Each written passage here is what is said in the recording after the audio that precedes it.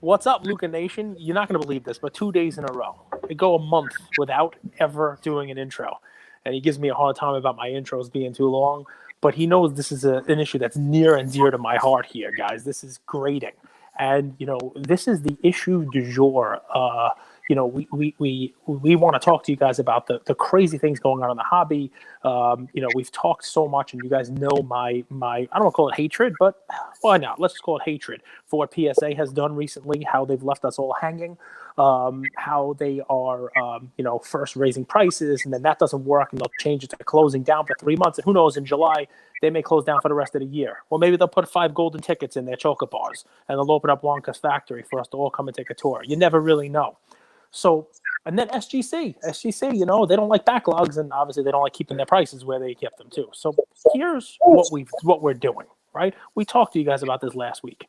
We want to give a chance for CSG to come on here and to tell you about their product, to tell you about where they are in the hobby right now, and to tell you what their offerings are, and why you should look to them as a viable alternative for your cards. So without further ado, we have Max, we have Andy, we have CSG in the house here today, guys.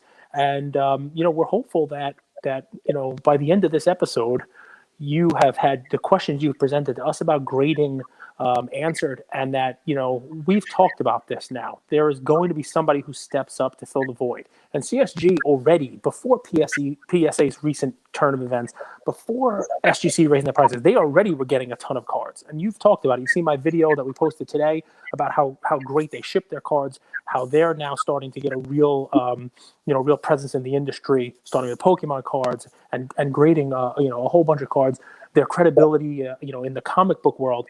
But we're lucky to have them on today. Without further ado, welcome, guys. Thanks for having us. Thanks for having us. I hope I did you some justice in that, in that intro. So I'll just jump right into it, guys, because you'll learn if nothing else from me. Our audience loves it because we pull no punches. So backlog is the word of the day. PSA has shut down their doors because they have a backlog. SGC says, "Oh, PSA did this, so we're going to triple our prices." I haven't seen a price increase from you guys, but do we have a backlog? And if there is, are we working through it? Is it something that's manageable? What kind of backlog do you guys have? Yeah, well, there's obviously incredible demand for sports card grading services, across the spectrum. We just launched in February 16th, and we do have a backlog. On the fortunate side, though, we have a great team. We already have more than 10 full-time graders, and we're adding more graders very quickly. We have an excellent training program under Andy's tutelage. So we are scaling quickly. I think what's important for people to realize about CSG is that CSG is part of the Certified Collectibles Group, and we've been around since 1987. We have more than 400 employees. Our facility here is 82,000 square feet now. We just added 22,000 more. So we have a lot of experience with collectibles. We have an excellent operations team. So we're throwing everything at this. It is an unusual time. There's a ton of demand for it, but we will not rest until we provide the services that our customers expect and deserve. And that's important, right? Because everybody can talk about scaling. Everybody can talk about we're gonna scale up and we're gonna meet the demand. But you guys are already at scale. You can move some resources. You're not 3 months or 6 months into the game. You've been here for decades. You've been here for a long time, and it's a great place to go. Andy, who heads up your grading. Andy, just a quick give folks your resume, your CV. Well, I've been in the hobby for over 30 years. I've been professionally grading cards now for 21 years. Wow. I came on board here at CCG to help start CSG back in September, and we're just rolling along. And you're heading up the training program, right? So anybody who's going to be grading is under your tutelage, is under your team. So basically, folks who are getting cards graded by CSG, that this is decades of experience from an experienced grader going into your cards. Is that fair to say? It is. And my senior modern grader, who's also been professionally grading now for 8 years, who's doing a lot of the training as well. So there's actually 2 of us with real experience, on the professional level. And that's important, right? Because look, if it's you two guys doing the grading, doing the training, telling people what to look for, not only are you getting a professional grading experience, but you're going to get some continuity in the grades. You're not going to have, 9 different people. It's their first week grading, and the same card could get a 6 or could get a 9. This is, you have some uniformity, some continuity in the grading, which by the way, is what people are looking for. Absolutely.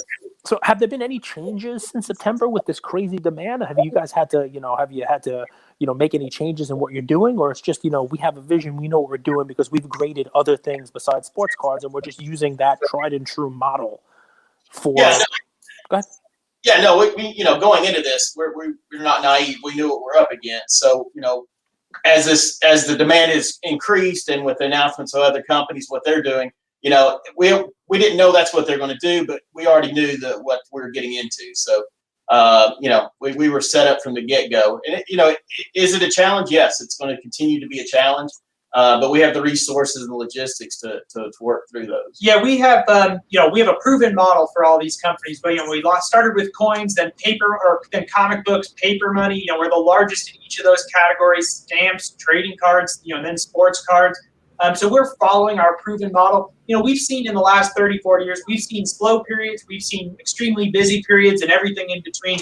So we know how to, we knew what we would need to do going into this. Like Andy said, it's not easy. It's definitely a big challenge, but we keep making progress, and we've got people working lots of overtime to make progress on that. Well, I mean, it's important that you say that, right? Because if I'm sitting there going, okay, I'm going to weigh my options on where I'm going to put my card now, where I'm going to put it in a slab, and I'm a collector, right? So, yes, part of me is I'm going to look for where I'm going to maximize this card in 2 months, 3 months, 6 months to sell. But I have cards I want to put in slabs that I hope that the company is going to be there for 10 years. You know what I mean? I want that card in a slab where 10, 20, 30 years down the road, if I want to give this card to my kid, it's not a fly-by-night company. You guys have been around since 1987 doing it right. And if I'm allowed to, and you guys can piggyback on this if you like, but I just started with one of our recent episodes. Bro Namath is one of the guys we have on. I've started to dive into comic books myself. And, it's funny. Our listeners who are only in sports cards will understand this when I say it. One of the crazy things on eBay that you see is PSA 10 ? And they're trying to get rid of that, right? Or cross over to PSA. That's the, people will put that in there when it's not a PSA card, because you get that PSA, name in the listing. It gets more eyeballs. In the world of comics, it's you guys. It's CGC. And there are listings on eBay that are not CGC, but close. Or could this cross to CGC? So you guys already are that standard bearer in comics. So you know how to do this stuff. I mean, it's not I have a feeling that if you're the leader in these other industries, you know what it takes to be the leader there. It's not far behind where you guys can really make up market share, especially now given the landscape of where the market is. That you guys are aware of this, obviously, in the comic book world, right? You guys are that's what it says on eBay. Like, you guys are the go-to brand.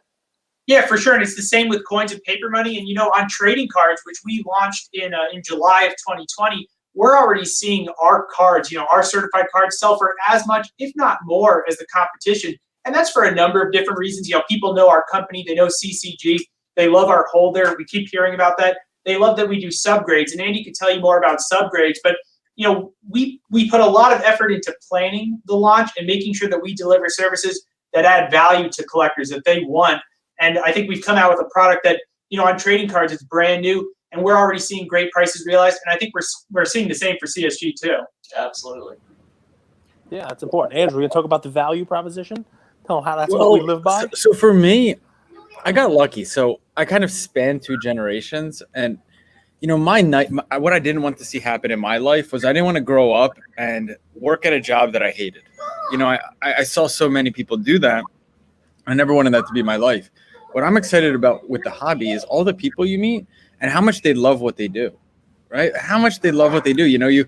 People always wanted a job where that doesn't feel like a job. And you both, I don't want to speak for you, but I feel like that's kind of what your life is, right? It's a big business. It's a growing business. It has so much potential.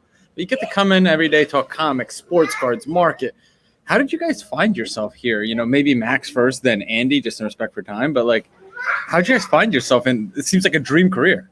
Yeah, so I joined the company about 11 years ago. My background is a coin collector. I collected coins since I was a little kid. I collected a little bit of sports cards, but coins were really my passion. And I think, before I pass it over to Andy, one thing that's really interesting about our company, and, Cage, you started it by talking about, the changes that you're seeing in other grading services. I mean, I'm a collector, maybe not of sports cards, but I'm a collector. Andy's a collector at heart. Our owner is a collector at heart. Like, collecting just runs through the blood here. So, look, we have to make changes that make business sense from time to time, but we do it with a collector mindset. And we don't want to do anything that's going to upset the collector market, because we know how it would feel. Like, we are on the other side too. And I think that's why everything that we do really is done from a collector's perspective first. All right. So basically, tell me about the St. Gaudens. So I got a couple gold St. Gaudens. Some of the old ones, some of the new ones with the ultra high relief. Should I hang on to those? Should I be selling them? Am I doing all right? Well, we never talk about value. We just grade things. The St. Gaudens coin, it is considered the most beautiful coin design ever issued by the United States. Probably one of the most beautiful in the world. So I love those coins. If you got an ultra high relief, I think that's ultra high relief. Yep, I got a UHR collection. All right, cool. It's going to my kid. So don't worry about the value. It doesn't matter now. So you're amazing, Cage. You're able to dabble in coins, cards, vintage, NFTs. You do it all. Cigars, a little red wine. We got some fun stuff. Whatever you want to talk about, we can talk about it. But now I want to talk about how this guy got into this hobby. Because 20 years of grading experience, that's some fun stuff. Because you've seen the ups, the downs, the goods, the bads. I have, yeah. I actually started collecting in the mid-'80s, so I was there for the first boom. Late 80s, I started getting into pre-war T206s. I bought some cards at a flea market when I was 12. Found a box of cards, and there were some 38 Gaudies in there. And turned out they were reprints, or somebody removed the reprint from the back. So that actually got the ball rolling for me. First, I wanted to know, why are these reprinted? And then why would somebody try to pass them off as real? And so that's really what launched my my career in card grading. That's a great story. That's a great story. So you basically, a lot of people get into hobby and they're like, oh, I love these cards. I want to do something in cards. You got in the hobby and bought something that was a fake. And you're like, geez, I can't let this happen to somebody. What's the way to not have things be faked? Or why would someone fake it? That's awesome. That's really cool.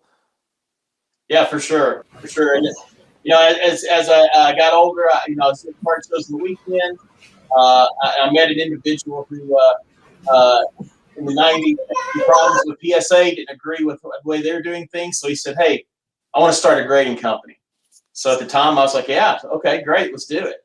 And so it was a small company at the time. I was there for 4 years and was approached by Dr. Beckett. And I joined Beckett for 16 years. I was their senior vintage grader. And then when CCG put out the word that they were looking to start CSG, I knew the company. I knew the background of the company. And much like what you touched on, I was excited about what the company already was. So, in my mind, it was, how can they do this wrong with all the other verticals that they're in? They're number one. So, and here I am today. Love it. So go ahead, Andrew. You got a question? I do. I'm a history buff. So I've heard over and over, and my dad's friends were actually coin collectors, but I've heard over and over and over, coins were kind of the prequel to all of this. Max, if you don't mind sharing, could you give us like the quick, 60-second on the background of coins? How did that all start? What's the history of it?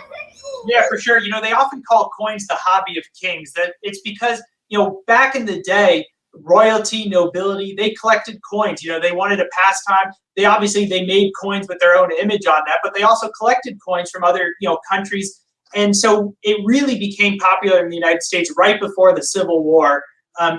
They were making some changes with our currency, which was necessitated by the war. And then people just started to get really interested in the past coins that we issued. And so it's a hobby with a lot of history. I mean, thousands of years globally. In the U.S., it's got about 170 years of real in-depth history. And it keeps growing. Grading has been big since the late 80s. And the market now has expanded to modern coins, world coins.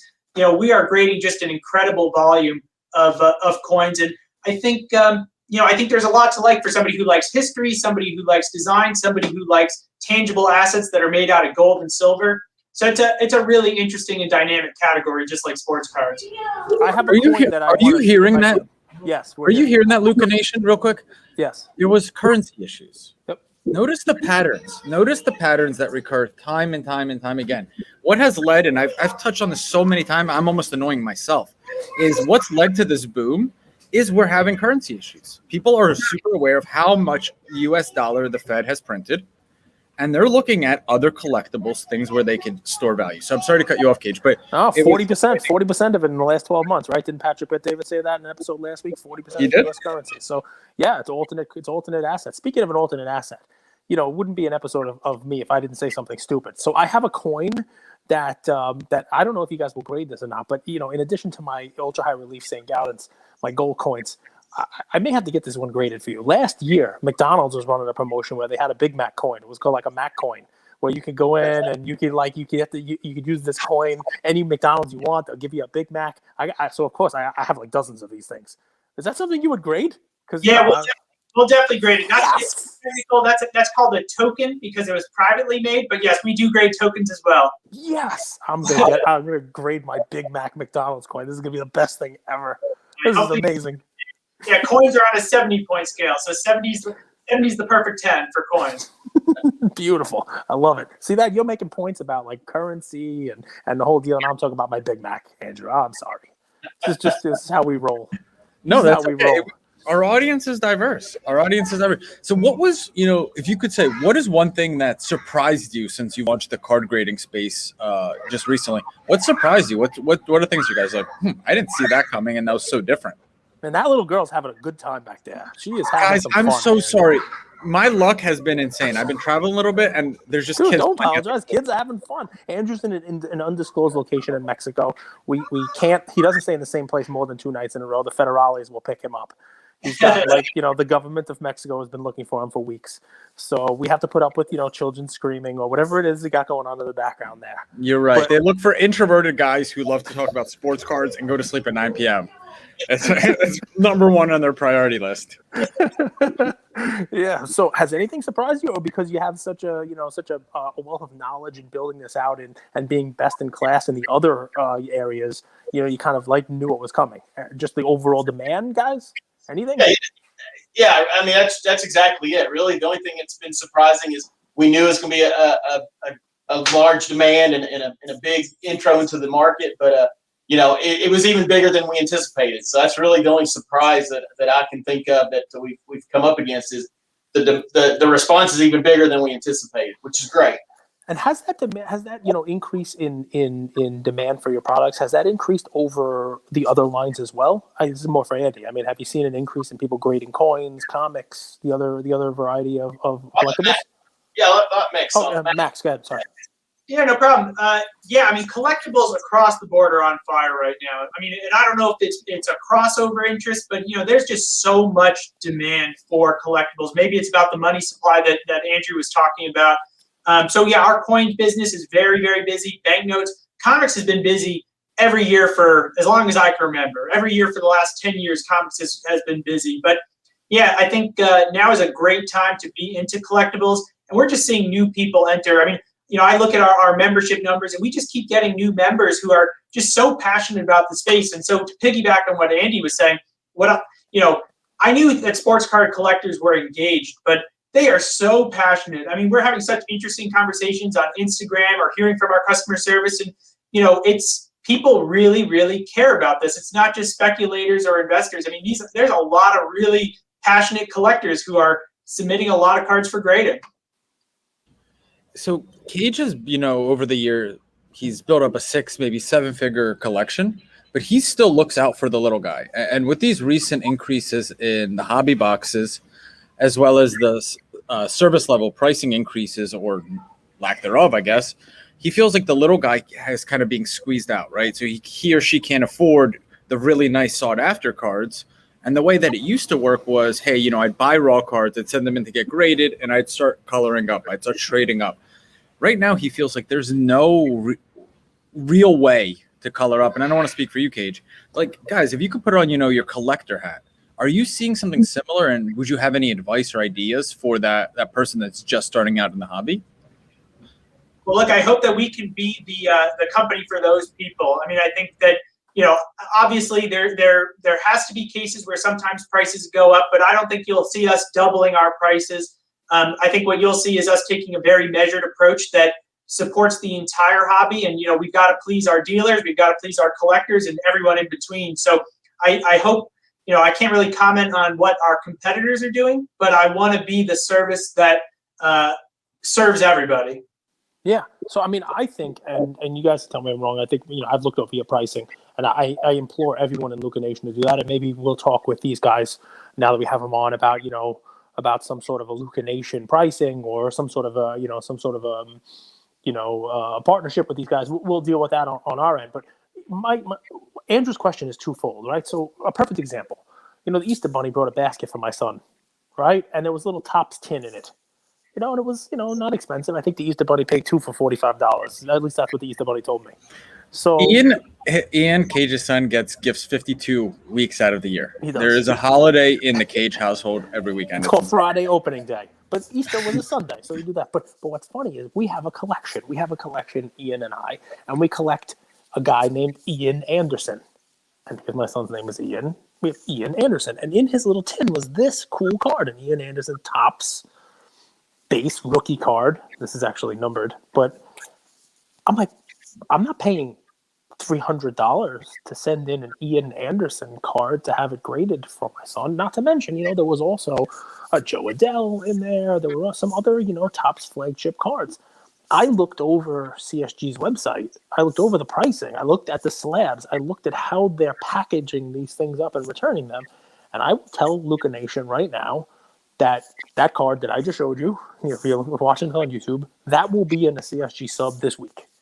There's no reason not to, right? The slabs are beautiful. The turnaround times are reasonable. The prices are reasonable. And I can't submit that with anyone else right now. Now let that sink in, guys. A card like that, flagship Topps, one of the top rookies, great pitcher last year, someone who I gave as a play last year, one of our many baseball episodes.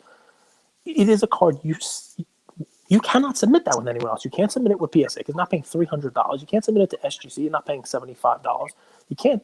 I don't know if I could submit it with HGA because I don't know whether I'm going to get lucky enough on the queue to get in the line and actually submit something. But I can pack that up and for a reasonable price this week, get CSG to grade it. I know it's going to come back in a beautiful slab. It's going to come back to me and Ian can put it in his Ian collection. So just let that sink in, guys. Right now, I hope you guys are ready for it, CSG. But if you're the only game in town, those numbers you're getting in they're going to be increasing. There's no reason for it not to. So, and Luka Nation, you guys are listening. I know you guys are opening Topps flagship. I know you're opening these products. These guys, I think right now, are the only reasonable option for you. What do you guys think of that, by the way? Like, so, most industries in America are founded on competition, right? But in the sports card hobby grading space, I would argue there hasn't been any competition. And how do you guys see this? Do you see a healthy hobby grading company economy with one player, two players, or a series or a group of 5, 6, 7, 8 players that all compete against each other? With sports cards, clearly there was a need for another company to enter the space. I mean, we followed along the industry and we saw, the backlogs, and we felt that we could help resolve some of those problems by offering our services. And I think we're doing that. I mean, we are experiencing that tremendous demand. Like we said earlier, we are getting a bit of a backlog. But one of the things that we can promise our customers is that we're going to be very transparent about it. So if you go to our website and you see our services, we show our actual turnaround times in days, and we update that at least once a week. And if things get a little bit slower, we'll be very, very transparent with our customers. But, we appreciate, first of all, Cage's rave review. We appreciate all the feedback that we've been getting from our customers. And, I think there's room for CSG to be a big player in this space.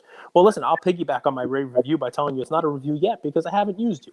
And that leads me to my next question. And there are going to be people like me out there who use you. There are going to be people who are listening to this now who say, you know what, I have this stack of cards, right? I have these cards that I was getting in. I was buying them. eBay books came out this week, and I can buy those $10 cards that I otherwise would have tried to send to PSA and flip. I got this really cool card that took a while to ship to me.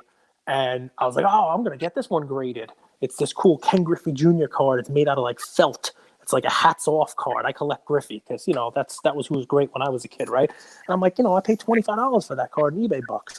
I'm going to send it to you. It's going to be in the stack of cards that I'm grading here. But what's going to happen is this. you have the potential. I drink Pepsi, Coke. I have the potential. I'm a Coke Zero guy. But every once in a while, Dr. Pepper. Dr. Pepper, every once in a while, the Coke prices go up, or I can't get into my store and I got to avoid the brand loyalty. But when given the choice, I will drink Coke Zero if it's there because I have loyalty to that brand. Coke Zero seems to always deliver that caffeine punch that you can tell I have. So here's the thing. That review can change, and it will change for a lot of people. You guys have an opportunity here. Half of it is by your own making because of the credibility that you have as a company from 1987. But the other part of it is the opportunity you're going to get because I think your competitors have just dropped the ball. And you're going to get me and hundreds and thousands of other people who are going to grade with you. Are you taking any steps customer service-wise, beefing up that customer service department, making sure they're trained for when people call in, people have issues, people say, hey, this was supposed to be, a 2-month thing and it's 45 days. Are you ready to build up? Because during this time, PSA will come back at some point in time. I don't know what their prices are going to be. SGC is going to do what they're going to do. But you're going to have the opportunity to be the grader for me and for other people. You have an opportunity to keep those people. What are you going to do to retain those people? What kind of customer service stuff are we doing? Or it's just we're going into it knowing we're going to deliver on our promises right up front? No, that's a really, really good question. So, training doesn't just extend to the graders. It goes way beyond that to customer service, to the encapsulation department. Everybody, we're hiring and training across every single department. But more than that, we're investing in our digital presence. So, like one example, we're investing in a registry for sports cards and for the non-sports trading cards. We're investing in a population report. We're working on that literally as we speak. We're working on building that out. Now, I don't know how long that's going to take, but we're throwing as much as we can to get it done as quickly as possible. So money is not an issue there. We want to make sure that we don't just sit back and let the business come to us because, like you said, it may not be that case every single day. It could be that we come back and we face really steep competition. So we need to make sure that we keep investing in the resources that develop long-term customers. Yeah, I'm glad you went there. Max. Sorry, Andy, go ahead. No, I was just going to say, the listeners to have submitted to our other verticals so they know, our customer service is number one. It's our company-based customer service. You actually hear back from somebody. You actually talk to a human, and that's another thing that we pride ourselves on. And I know being in this industry for so long, that's kind of been a forgotten aspect of the industry is having not just good customer service, but having customer service at all. So that is something as a whole. As a company, we take pride in having actual customer service. One of the things for me that I don't think it's necessarily even the frustration of the consumers is that it takes too long. I think it's the lack of transparency in when I'm going to get it back. So big deal for me. Like I grew up in a family business, right? We were met with rushes in the morning. We were a cafe, right? We'd make smoothie sandwiches. Some mornings you get your smoothie in a minute. Other mornings it would take 10, 15. People didn't mind the wait as long as they knew what there's their expectation. And I think a good digital presence online could really help with that, saying, hey, you're going to get your cards back in 10 days or less from when you last logged in. Now you're going to get it in 5 days or less. I think that transparency would really help people. Max, I know you got to go. Right before you leave, I want to ask you one last question. What do you collect now? What do you enjoy collecting? I love history too. I was a history major in school. So I love the early American period. I love early American coins, early American medals, stuff from just different battles of the Revolution or coins that circulated in the colonies. But the problem with collecting, once you start, you find that your scope expands pretty quickly. So I'm buying maps right now. I just can't help it. I love all collectibles, and now I'm starting to get an appreciation for sports cards, which is a little scary for my budget. For your wallet. Definitely scary for your wallet. For sure. Thanks for having me. But Andy will stay on.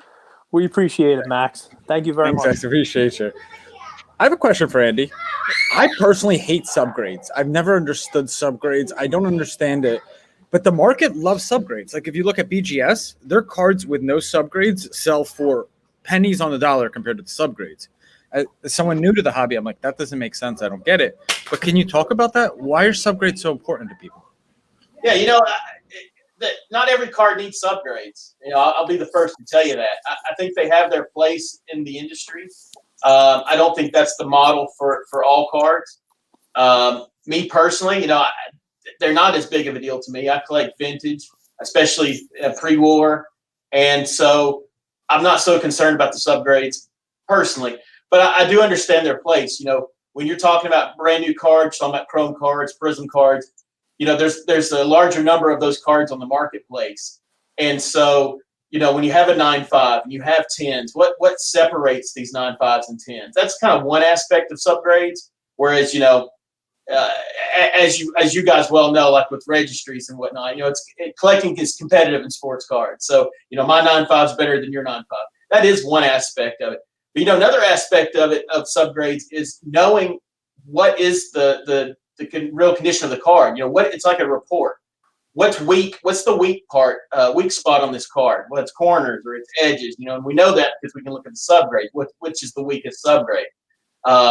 And, if it's surface can sometimes be really hard to see in a holder. Maybe it's scratches, it's in indents, dimples, whatever. But the subgrades help point that out. You at least know of the 4 areas where is the weak spot, where is the low condition. So that's kind of what subgrades do. And, like I said, subgrades aren't for everybody and subgrades aren't for every card. I think there's a lot of cards out there that the market doesn't seem to matter if they have subs or not.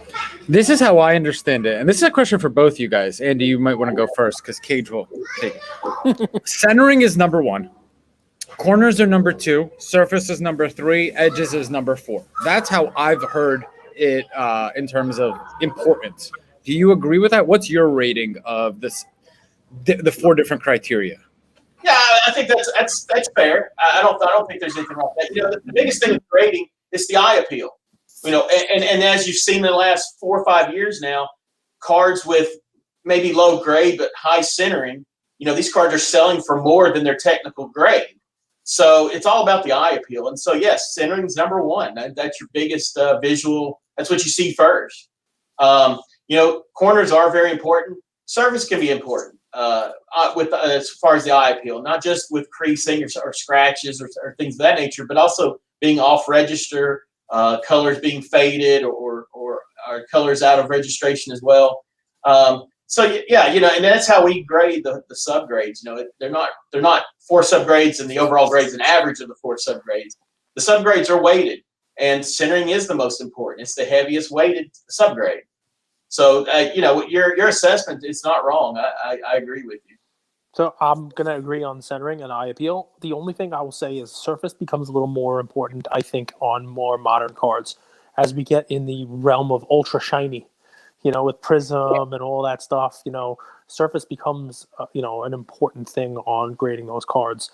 Beyond the crazy creases and that kind of stuff. Obviously, I'm talking about the difference between a 9 and a 10 or a 9.5 and a 9. Sometimes is that surface scratch, and I know especially on these shiny cards, you can see those, and that really does take away from the eye appeal also. So I just pulled one right out of a pack this past week. James Wiseman Prism rookie, and you see a scratch right there on the top of it. And I'm like, right from it's never been touched. Factory to me, scratch right on the card. And I'm like, all right, well, that card's not getting graded, because if I were the grader on it, I would just knock it down 2 pegs because it's that visible. And the corners were great. The centering was great. Everything else looked great on the cards, but that it just takes so much away from the eye appeal of the card. I got a question for you. So we've seen an influx of cards, right? I mean, you've been there since September. So, we're talking about 6 months or so now of seeing cards. Has anything surprised you? Have you seen like, oh wow, I didn't expect to see this many of this type of cards? Is it a Pokemon influx? Is it this? Like, what is it that you took a second and were like, wow, I'm seeing more of this than I thought? Not really. It's just the cards we see are what's going on in the market. What you're seeing in the marketplace, what you're seeing being sold on eBay, that's what we're seeing being submitted. So we're not real shocked. I mean, sometimes it's surprising to see certain cards here and there, but as a whole, I think everything's pretty much what you'd expect to see. So you're not going to be surprised by anything. I'm going to make a statement for you and tell me whether or not you feel the same way, because I've heard this and I have to tell you, it actually upsets me. But maybe you agree with it. I think it's snobbery, but it is what it is. So in response to, all the changes in grading, PSA shutting down the doors, people raising their prices, I've heard, people refer to the junk slab era, and I've heard this statement, and it's not every card should be slabbed. And that's what has caused the problem in this industry. That's what has caused the backlog. That's what's caused, the situation that we're in. It's what's caused, where we are right now. What do you think when you hear somebody say not every card should be slabbed? I can't disagree with that. Not every card. It depends on what the end game is. If it's for your personal collection, then all bets are off. Everything can go in a holder. I have cards in my collection in holders that you most people wouldn't get slabbed. If the end game is you're making money, you're selling, then there's a lot of cards that don't necessarily need to be graded. So I'll be the first to agree with you on that. Is not every card needs to be graded. So doesn't that change over time though? It's funny because I will tell you, I was the first person to ever grade a 2012 Prism Andre Drummond with PSA. And 3 years ago, I'm grading the cards. I was in an Instagram group and I showed people, this is my play. And I'm paying $4 or $5 for a Drummond PSA 10, for a Drummond Prism cards in good shape. You want to get a crappy one, you can pay $2 or $3. And I was showing pictures, and I'm like, this is my next play. And everyone's like, big Ben in the hobby, and he's been around 5 years. He's irrelevant. He's garbage. Why would you ever grade that card? Why would you pay the $8 to grade a card that's selling for $4 or $5? And people were giving me a hard time in our group. Andrew, I don't know if you remember this or not, but Drummond was like my guy for a while. I was grading the hell out of Drummond cards, and he didn't. This was years ago, and when I got them back, I got a ton of 10s on his cards, and I was getting $50, $60, $70, which I was happy to get because I was only in the cards for $15, so I was making money on it, and I was happy. If I would have sat and held those cards, and now you get traded to the Lakers, I saw those cards going for hundreds of dollars now. So what might not be slabbable or what shouldn't be graded today, you never know what's going to happen with that card in the future. So that's my response to that, guys. And I think with all of the options that are out there, if you're willing to pay to get a card slabbed, go ahead and get the card slabbed. Oh, absolutely. And you're right. With the market the way it's been in the last year and a half or so, you're right. You don't know what is not worth grading today is going to be hot tomorrow. Yep. Andrew, you got anything for this guy? Go for it.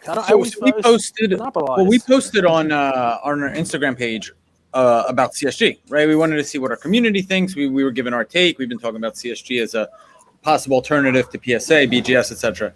Let me read you one comment. Maybe you could help with this, help clarify this, because I think it might be a pushback, but I think it's easily handled, addressed by you guys. CSG used to own SGC, and then they sold it.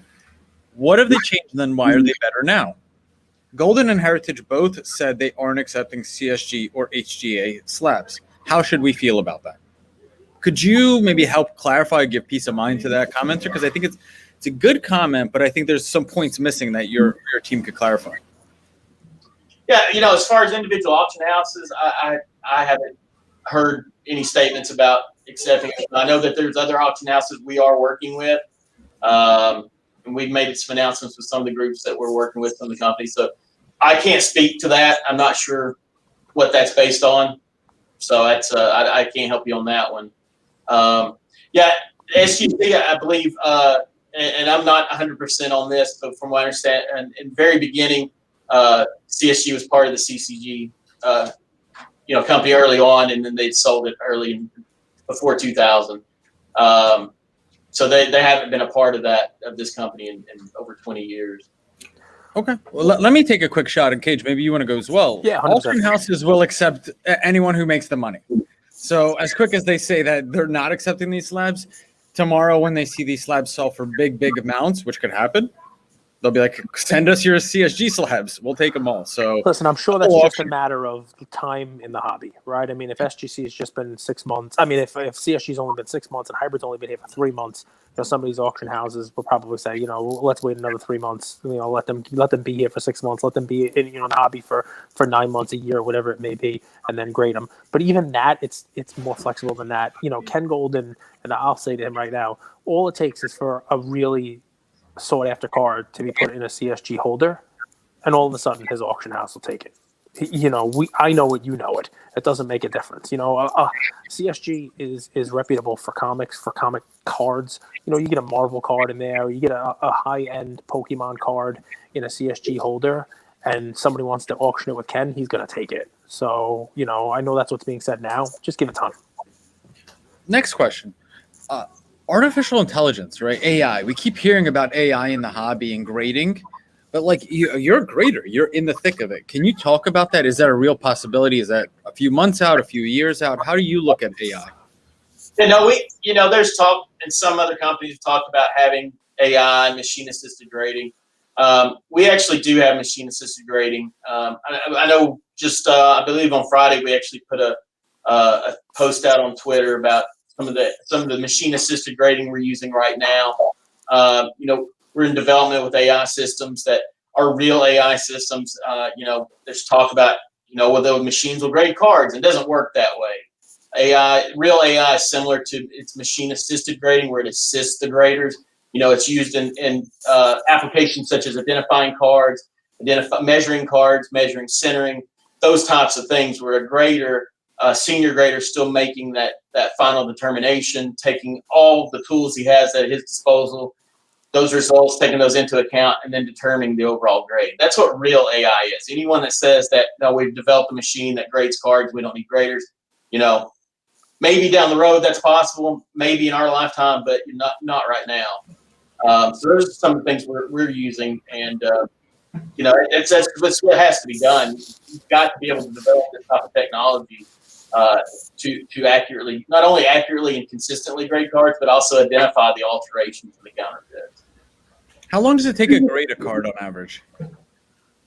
It actually it's a question I get a lot. It's really tough to answer. It's not really a set 48.7 seconds. It's all different. All cards are different. Vintage cards are much slower than modern cards. But then you take a modern card that's altered, that stops down the process. So, it can take maybe a minute or so per card, but it all depends on the type of card and what they're looking at, as far as do these have alterations, and what am I using to have to detect those and whatnot. So it all depends on the type of card. And then, like for us, we have what we call first base and a finalizer. So we'll have a first base grader grade the cards, and it flows to a finalizer. So you have cards going to two different graders. So it really all depends on the time, the type of card that's being graded.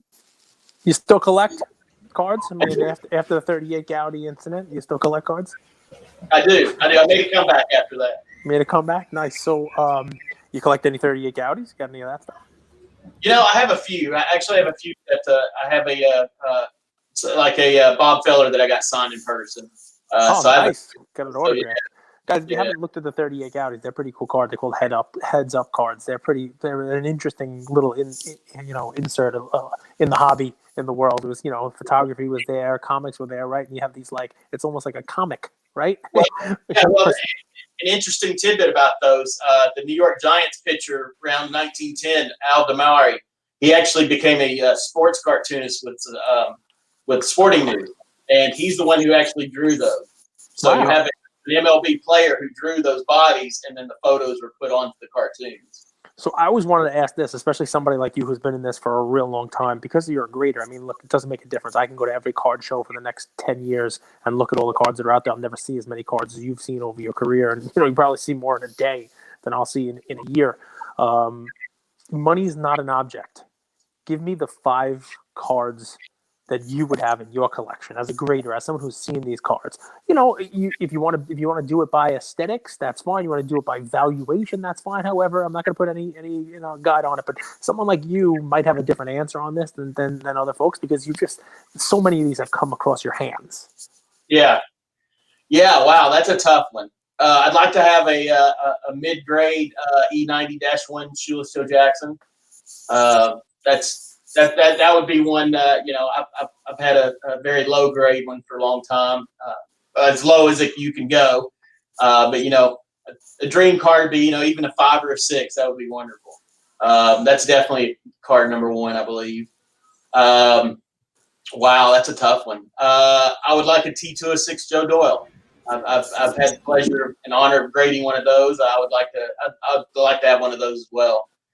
Low hanging fruit. Everybody wants a Wagner. I've gotten to handle a few of those over the years and graded one. So that it's always pretty amazing to get to hold one. But I'd love to own one of those as well, for sure. There's some Japanese cards. I collect vintage Japanese, so there's some Japanese cards that I'd like to have. I'd love to have a pre-war Victor Starfin Japanese card, which one has never surfaced yet. So that would be definitely on my dream list. Wow, yeah, you got me. I'd have to think about it. It's funny. I had a follow-up question, but you kind of answered it with this, and the follow-up was, those are the ones you want. But tell me about, and you don't have to do 5, but you already mentioned the Wagner, and you mentioned, the Joe Jackson. Tell us, because look, people who love this hobby, people love the hobby, love the cards, love the aesthetics of it. You get behind the scenes access to this stuff. You get to hold these cards. What are a couple of cool pieces? It doesn't have to be the most expensive. Again, you said you graded a Wagner. That's great. But what are some of the cool rarities that you've been able to grade or you've been able to touch because you were on the grading floor at Beckett while you were doing it or whatever it is? Tell us a couple of those. Just because, we out there, that's the cool stuff, man. We don't get to do that stuff. That's the behind the scenes, the Hollywood backstage tour, The fun part for me has always been cataloging new vintage cards, cards that are new to the industry for whatever reason, whether they've never been checklisted or they've never been seen before. I'm sure some of your listeners remember just a few years ago, 2 or 3 years ago, we had the mascot dog food cards, the 55s that came up, the Barra and the Mantle. And so I was fortunate enough to grade and catalog those, which is cool. So anytime I can catalog cards, that's what I love. A few years back was the 1921 Shapiro Brothers Babe Ruth. It was never been on the checklist, and then one was discovered. So that was really cool. It's an expensive card. It's not the most expensive card. If I remember correctly, I think it sold for maybe $20,000, somewhere in the $20,000 range. But just getting to catalog that, the E90-1 Dots Miller. Sunset, no sunset. To me, it's cool because I got to add card 121 to the checklist. So that's the kind of stuff that I enjoy. Is not necessarily the most expensive, but the fact that this is something that's been around for over 100 years and it's just now being cataloged. It's funny because those things, they add to the story, right? They add to the province of stuff. They some of my favorite cards, and I'll get into vintage baseball, are the Knapp number 106 from 1933 Gowdy card, just because of the story behind it, right? Or who knows whether or not it's because of the tobacco issues, but obviously the Wagner's got a story to it.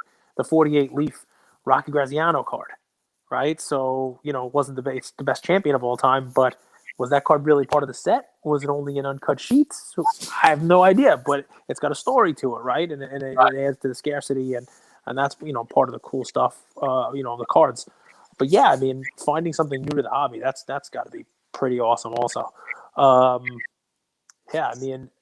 Any comment on, any of the crazy, I don't want to call them scandals, but the hell with it, let's call them scandals that went on in the hobby, recently. I can tell you just from personal experience, I had a BVG Mickey Mantle 1952 tops that there were some issues with, called out on blowout, and I don't call it altered, but maybe it was cleaned.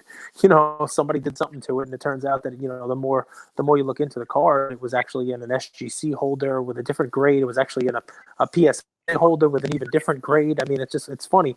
I don't know if there's anything comment wise on that. It's just part of the hobby, but do you guys have anything to kind of try to prevent that? Is CSG doing anything different to try to I don't know, not crack things out of slabs? What do you guys do to make sure that when you put it in your slab, that, your name is behind that thing, and, the person who's giving it to you, giving that card to you, knows that means something?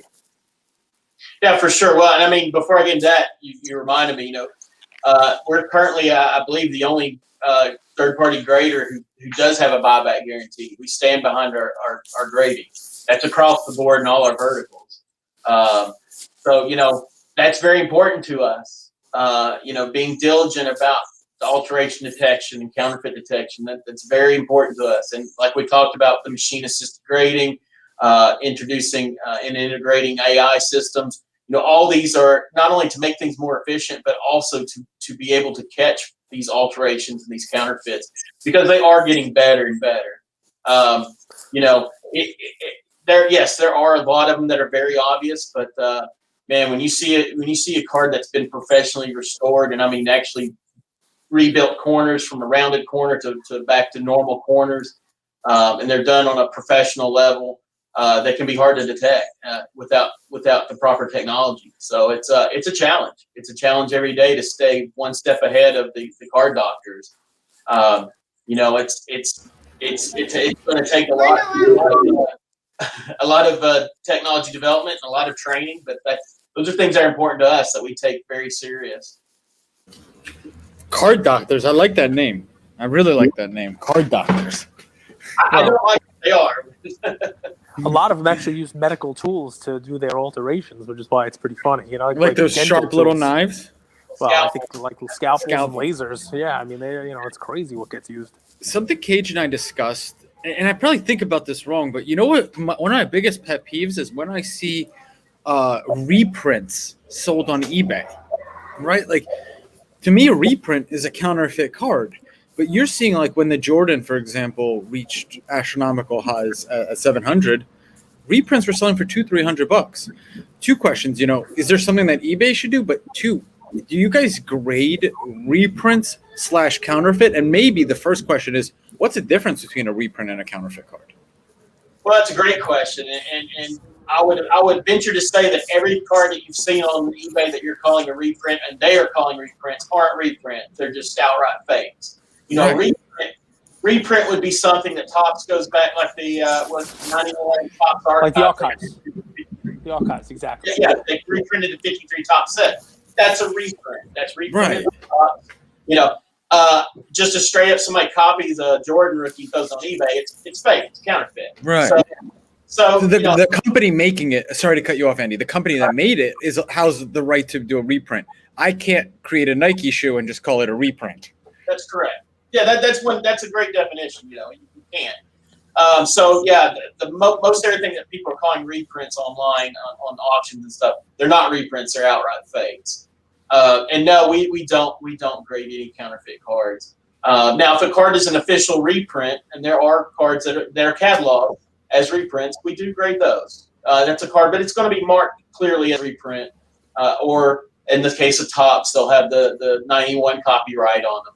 And so they're identified as such. And when we talk to graders, we talk to people all the time, I have to ask, is there anything you don't grade besides counterfeits? Obviously, that makes sense. Or right now, you're taking in everything? What are the rules? Is it somewhere on your website? Some people don't grade Pokemon. Some people don't grade Marvel. You guys obviously grade both of those. So talk to us about what you do grade and maybe what you don't. Yeah, all this is on our website. All the details of what we do and don't grade, but just real quickly, we don't grade in-person autographs at this time. If it's not manufacturer certified pack cooled, that's not something we're doing at this time. So it'd have to be pack cooled auto. We are just about to release our thick card holders. We have thick card holders that will hold up to a 7.25 millimeter, which is thicker than any other holder on the market. We'll have 4 different sizes. What's awesome about our thick card holders is that they will stack not only with themselves, but also stack with our regular standard holders, which is a big deal. Yeah, so, pretty awesome. Yeah, and we're going to have some other sizes that we'll be introducing here in the very near future that are being made right now. So right now, we're only doing cards your standard 2.5 by 3.5, and then your what I call your 52 top size, your larger vintage. We have a tall boy holder that'll be released very soon. We haven't shown it yet.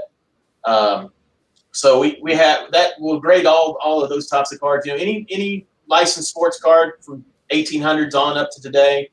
We don't grade counterfeits, as we said. Fantasy cards, unlicensed cards. We don't grade any of those. Love it. Well, you're in luck, Cage. So we'll wrap with this. They don't grade in-person autos. You don't even like autos. That's right. No, but a pack pulled auto there too. Obviously, it's got certified by it, so But not the Bird, Irving, and Magic auto. If you met them in Manhattan, you had a beautiful card. You would not have them sign it. You've already made that clear. No way, no how.